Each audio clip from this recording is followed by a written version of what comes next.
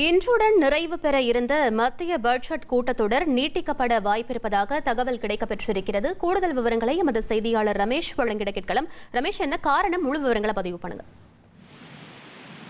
அதாவது மகளிருக்கான 33% இடஒதுக்கீட்டை எதிர்வரும் 2029 மக்களவை தேர்தலின் போதே நடைமுறைப்படுத்த மத்திய அரசு திட்டமிட்டு இருப்பதாகவும் அது தொடர்பான முக்கிய மசோதாக்களை நடப்பு பட்ஜெட் கூட்டத்தொடரிலேயே நிறைவேற்ற மத்திய அரசு திட்டமிட்டு இருப்பதாக தகவல் வெளியாகி இருக்கிறது.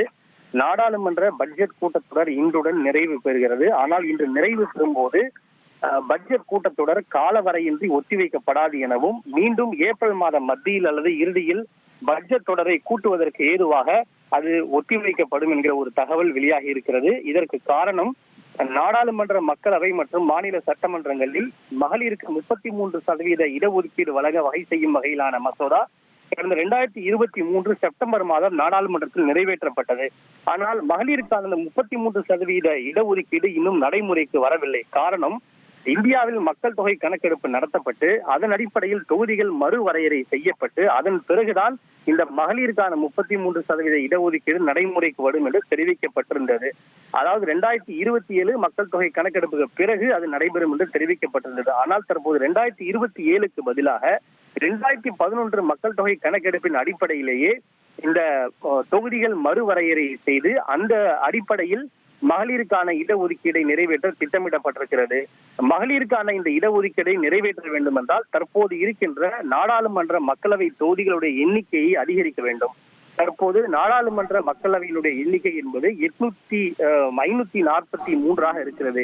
இதனை 816 அதிகரிக்க திட்டமிடப்பட்டிருக்கிறது. அந்த 816 சுமார் 273 இடங்கள் மகளிருக்காக ஒதுக்கப்படும். எனவே அந்த அடிப்படையில் தான் நடப்பு பட்ஜெட் கூட்டத்தொடரிலேயே அது தொடர்பான ஒரு முக்கிய மசோதாவை கொண்டு வர மத்திய அரசு திட்டமிட்டு இருப்பதாகவும் அதற்காக ஏப்ரல் மாதம் மத்திய அல்லது இறுதியில் நாடாளுமன்றத்திற்கான விசேஷ கூட்டம் 3 நாட்களுக்கு நடத்தப்படும் என்கிற ஒரு தகவல் வெளியாகி இருக்கிறது. அதில் 2 மசோதாக்கள் கொண்டு வரப்படும். ஒன்று, நாரி சக்தி வந்தன் அபியான் சட்டத்தில் ஒரு திருத்தம் ஒன்றையும், தொகுதிகளை மறுவரையறை செய்வது தொடர்பான ஒரு புதிய மசோதா ஒன்றையும் தாக்கல் செய்ய மத்திய அரசு திட்டமிட்டிருக்கிறது. பொதுவாக நாட்டில் உள்ள மக்களவை தொகுதிகளின் எண்ணிக்கை அதிகரிக்க வேண்டும் என்றால் அதற்கென்று ஒரு டீலிமிட்டேஷன் கமிஷன், தொகுதி மறுவரையறை குழு ஒன்றை அமைக்க வேண்டும். அந்த குழு நாடு முழுக்க சென்று கலந்தாலோசனை செய்து ஆய்வுகளை நடத்தி அதன் பிறகுதான் தொகுதிகளினுடைய எண்ணிக்கையை அதிகரிப்பது குறித்து முடிவு செய்வார்கள். அந்த அடிப்படையில் தற்போது இருக்கின்ற நாடாளுமன்ற மக்களவையினுடைய எண்ணிக்கையை 543 816 அதிகரிக்க திட்டமிடப்பட்டிருக்கிறது.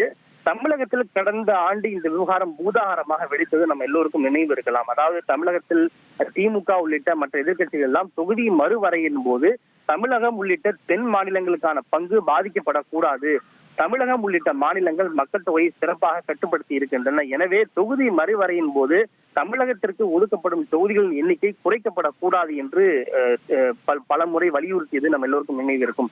எனவே அப்படி ஒரு மசோதாவை மத்திய அரசு கொண்டு வருகின்ற போது நிச்சயம் அது அரசியலில் புயலை கிளப்பும் என எதிர்பார்க்கப்படுகின்றது. அப்படி அந்த தொகுதி மறுவரையை குழு அமைக்கப்படும் போது தமிழகத்தில் தற்போது இருக்கின்ற 39 தொகுதிகளின் எண்ணிக்கை அதிகரிக்கப்படுமா அல்லது அதே அளவிலேயே தொடருமா அல்லது தற்போது இருக்கின்ற 39 குறையுமா என்ற பல்வேறு கேள்விகள் எழுந்திருக்கிறது. எப்படி இருந்தாலும் இந்த இந்திய நாடாளுமன்ற வரலாற்றில் அப்படி அந்த மசோதா கொண்டு வரப்படுவது என்பது மிக முக்கியத்துவம் வாய்ந்த ஒரு நடவடிக்கையாக இருக்கும். அது அரசியலிலும் கூட புயலை கிளப்பும் என எதிர்பார்க்கப்படுகிறது.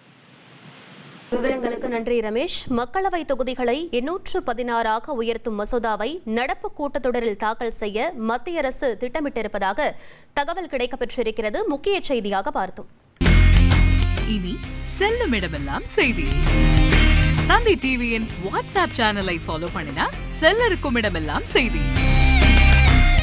இதோ QR கோட் இப்பவே ஸ்கேன் பண்ணுங்க, ஃபாலோ பண்ணுங்க.